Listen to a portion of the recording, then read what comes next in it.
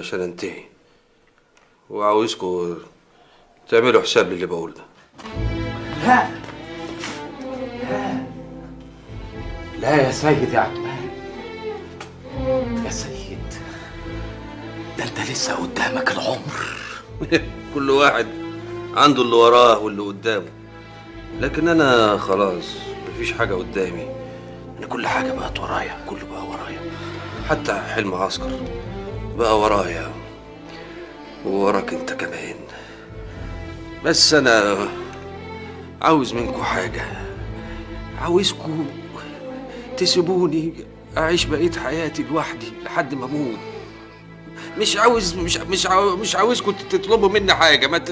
ما تكتفونيش وما تقولوليش اعمل حاجه، لان انا مش هعرف اعمل حاجه وانتوا عارفين كده كويس. لا لا يا سيد، انا قلت لك مش عايز اسمع منك الكلام ده تاني.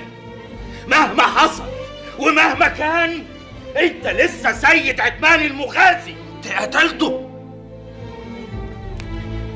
لو كنت ابن عتمان المغازي بصحيح وجواه مصحصح وماسك بعضه كنت قتلته، كنت خرجت من السجن، دبيت ايدي جوه بطنه وطلعت مصارينه قدامي وخدتها من هناك من مصر الجديده لحد سوق العصر كله، ومصارين ايده في ايدي، مصارينه في ايدي، وجيت لغايه كده اهو قدامي في ايدي كده اهو، وقلت للناس كلها بصوا شوفوا دمي اهو.